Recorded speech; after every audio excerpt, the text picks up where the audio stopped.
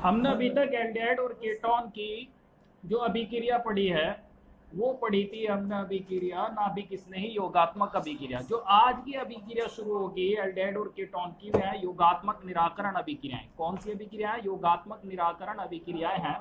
तो देखिए इन अभिक्रियाओं को शुरू करते हैं। अब देखिए इन अभिक्रियाओं में नाम क्यों रखा है योगात्मक निराकरण, मतलब इन अभिक्रियाओं में योग भी होता है और निराकरण भी होता है। निराकरण का मतलब होता है कुछ ना कुछ बाहर निकलता है।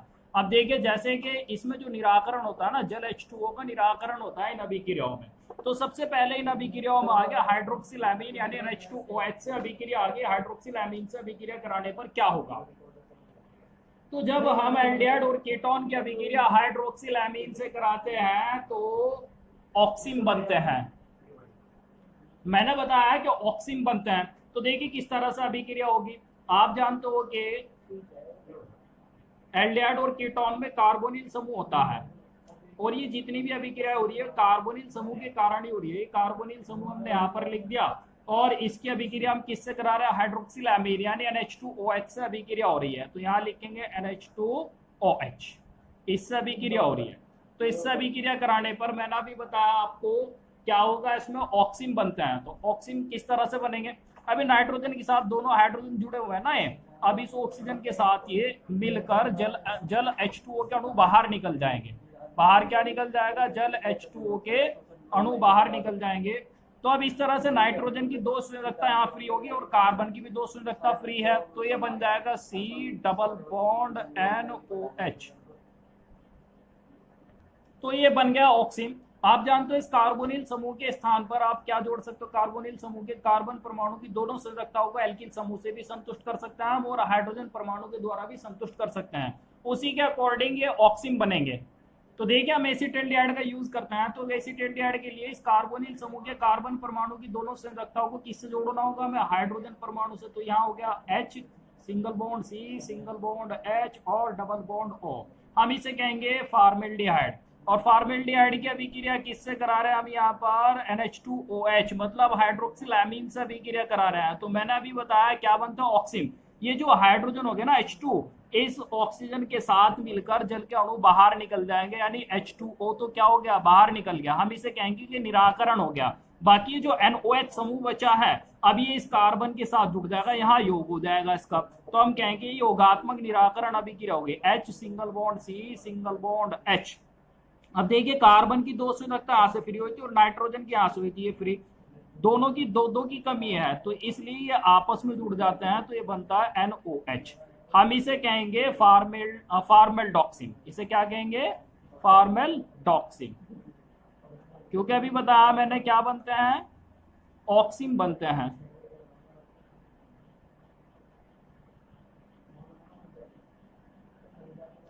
नेक्स्ट अभिक्रिया आ गई। आप इसके स्थान पर CH3 यूज कर सकते हो। जैसे यहाँ CH3 हो गया तो एसिटाल्डिहाइड हो जाएगा, यहाँ CH3 हो गया एसिटाल्डिहाइड हो जाएगा तो ये बन जाएगा एसिटाल्डॉक्सिन। और यहाँ पर आप एक संयोजकता को C6H5 के द्वारा भी संतुष्ट करा सकते हैं। तो ये बन जाएगा बेंजल्डिहाइड। बेंजल्डिहाइड की अभिक्रिया अगर तुम हाइड्रोक्सिलैमीन से कराओगे तो यहाँ पर जुड़ जाएगा C6H5। तो ये बन जाएगा बेंजल्डॉक्सिन। यहाँ पर आप एसीटोन भी यूज कर सकते हैं। एसीटोन के लिए यहाँ CH3 और यहाँ भी क्या आ जाएगा? CH3 आ जाएगा। तो यहाँ पर भी क्या जोड़ना पड़ेगा? मैं CH3 और यहाँ पर भी क्या जोड़ना पड़ेगा? CH3 जोड़ना पड़ेगा और ये बन जाएगा एसीटोन ऑक्सीन बन जाएगा। तो बड़ी सिंपल अभिक्रिया, आप इसे अच्छी तरह समझोगे। नेक्स्ट अभिक्रिया आ गई जो योगात्मक निराकरण अभिक्रिया ही है, वो हाइड्रोजीन से अभिक्रिया है। लेकिन इससे पहले हम बोर्ड साफ करते हैं। देखिए अब अभिक्रिया आ गई है हाइड्रोजन से अभिक्रिया। तो कार्बोनिल यौगिक हाइड्रोजन से अभिक्रिया करके हाइड्रोजोन बनाते हैं। क्या बनाते हैं? हाइड्रोजोन बनाते हैं। अब हाइड्रोजन का आप फॉर्मूला जानते हो क्या होता है? वो NH2 सिंगल बॉन्ड NH2, ये हाइड्रोजन का फॉर्मूला होता है। ठीक है ना। अब कार्बोनिल यौगिकों की अभिक्रिया करा देंगे हम। कार्बोनिल यौगिकों में ये कार्बोनिल समूह होता है। ठीक है, ये कार्बोनिल समूह हमने लिख दिया। इसकी अभिक्रिया किससे कराएंगे? हाइड्रोजन। हाइड्रोजन का फॉर्मूला हो गया NH2 single bond NH2। Procedure बिल्कुल सेम है जैसे वो अभिक्रिया करी थी।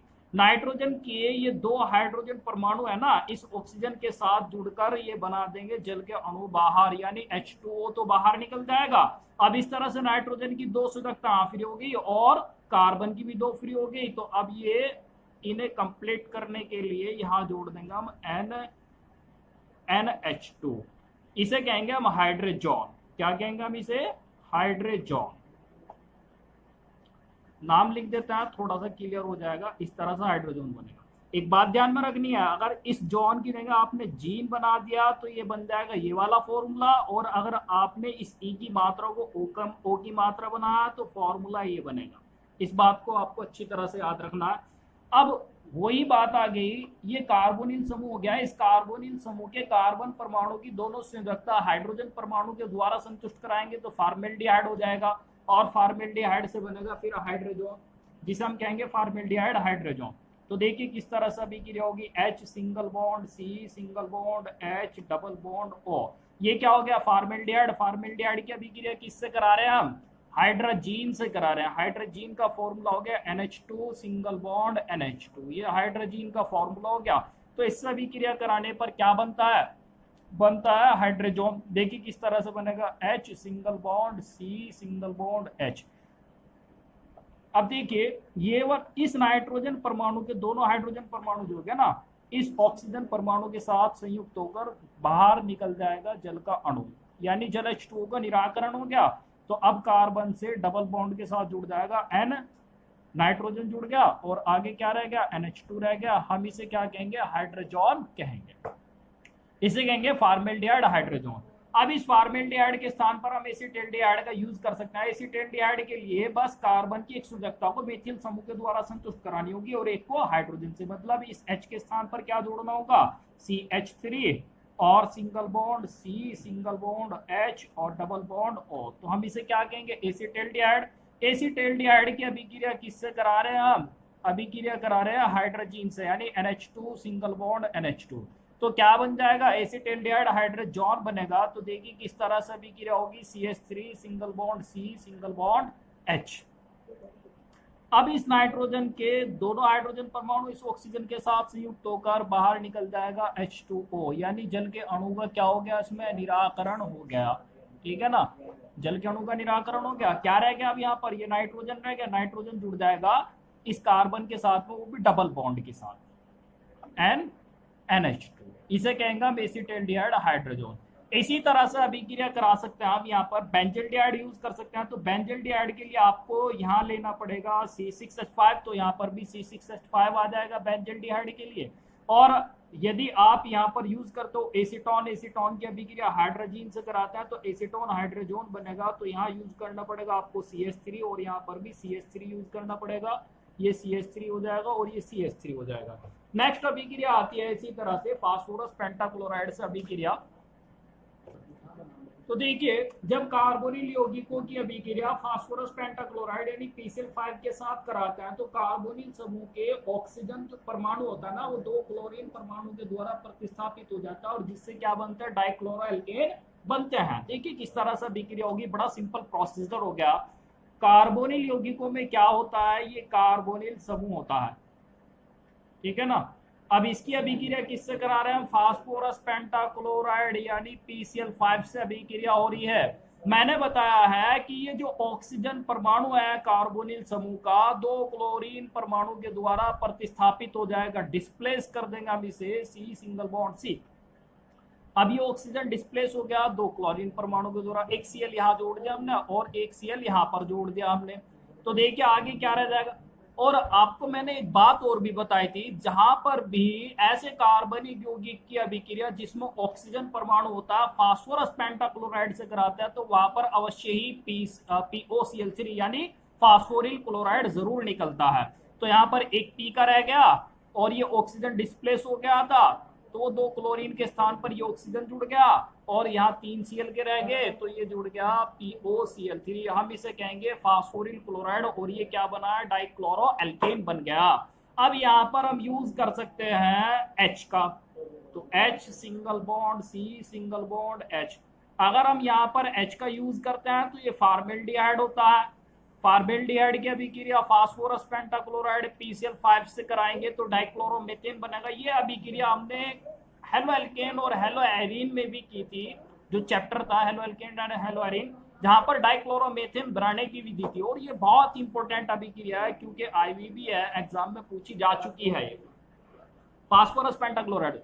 अब इस ऑक्सीजन परमाणु का दो क्लोरीन परमाणु के द्वारा प्रतिस्थापन हो जाएगा, तो यहां पर बन जाएगा H single bond C single bond H, दो क्लोरीन परमाणु जोड़ देंगे इस ऑक्सीजन के स्थान पर, तो ये बन गया डाइक्लोरोमेथेन। एक कार्बन परमाणु है ना, एक कार्बन परमाणु वाले एल्केन का नाम होता है मेथेन, और ये दो Cl के तो डाइक्लोरोमेथेन कहेंगे। क्या रह गया P, एक O का और 3 Cl के रह गए, तो ये बन गया POCl3। हम इसे कहेंगे फास्फोरिल क्लोराइड। यहाँ पर यूज कर सकते हैं आप एसीटोन का भी यूज कर सकते हैं, तो देखिए CH3 single bond C single bond CH3 double bond O।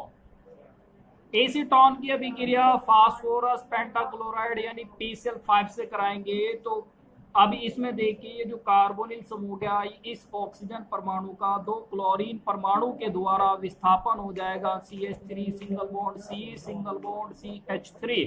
अब यहाँ पर क्या जोड़ देंगे, दो संयोजकता जैसे फ्री हुई है, तो एक Cl यहाँ जोड़ दिया हमने और एक Cl यहाँ पर जोड़ दिया, फिर प्लस में क्या निकल जाएगा POCl3, जैसा कि मैंने आपको बताया था। इसका नाम बताइए क्या होगा, इसमें 3 कार्बन परमाणु होंगे, 1 2 3, 3 कार्बन परमाणु वाले एल्केन का नाम क्या होता है, प्रोपेन होता है, और दोनों Cl दूसरे कार्बन परमाणु से जुड़े हुए हैं, तो हम इसे क्या कहेंगे 2,2 डाइक्लोरोप्रोपेन। क्या नाम बना इसका, 2,2 डाइक्लोरोप्रोपेन बन गया। इसी तरह से हम यहाँ पर यूज कर सकते हैं बेंजल्डिहाइड का यूज करेंगे, तो यहाँ पर क्या लेना पड़ेगा, हमें C6H5 लेना पड़ेगा, जिससे क्या बन जाएगा, बेंजल क्लोराइड बनेगा। तो इस तरह से अभिक्रिया होती है योगात्मक निराकरण अभिक्रिया में, जो मैंने आपको बताया फास्फोरस पेंटाक्लोराइड से अभिक्रिया, ठीक है ना। अब नेक्स्ट अभिक्रिया आती है थायनिल क्लोराइड यानी SOCl2 से अभिक्रिया आगे। चलिए इसे भी शुरू करते हैं। अभी ये वाली अभिक्रिया भी ठीक इसी तरह से होगी जिस तरह से हमने फास्फोरस पेंटाक्लोराइड से अभिक्रिया कराई थी। तो फास्फोरस पेंटाक्लोराइड से अभिक्रिया कराने में कार्बोनिल समूह के ऑक्सीजन परमाणु का दो क्लोरीन परमाणु के द्वारा प्रतिस्थापन हो रहा था। ठीक इसी तरह से जब थायनिल क्लोराइड से कार्बोनिल यौगिकों की अभिक्रिया कराते हैं, तो कार्बोनिल समूह के ऑक्सीजन परमाणु का दो क्लोरीन परमाणु के द्वारा प्रतिस्थापन हो जाता है। तो देखिए किस तरह से अभिक्रिया होगी। ये कार्बोनिल समूह लिख दिया, इसकी अभिक्रिया थायनिल क्लोराइड यानी SOCl2 से। अब इसमें दो ही है Cl के परमाणु, तो इस ऑक्सीजन परमाणु का प्रतिस्थापन हो जाएगा। बड़ा सिंपल तरीका हो गया, Cl सिंगल बॉन्ड Cl, फिर प्लस में देखिए क्या आ जाएगा यहाँ पर SO, और इसके साथ ही ऑक्सीजन और जुड़ जाएगा और इसे कन्वर्ट कर देगा सल्फर डाइऑक्साइड SO2 में। अब यहाँ पर यूज करेंगे हम हाइड्रोजन का, तो इसे कहेंगे हम फार्मेल्डिहाइड। फार्मेल्डिहाइड की अभिक्रिया थायनिल क्लोराइड SOCl2 से कराएंगे, तो क्या बनेगा, डाइक्लोरोमेथेन बन जाएगा, H single bond C single bond H single bond Cl single bond Cl, फिर प्लस में इसी तरह से SO2 आ जाएगा। अब यहाँ पर CH3 का यूज कर सकते हैं, तो वो क्या बन जाएगा, एसिटिल्डिहाइड होगा, तो और इसका नाम बन जाएगा, देखिए क्या नाम बनेगा इसका, CH3CHCl2 बन गया।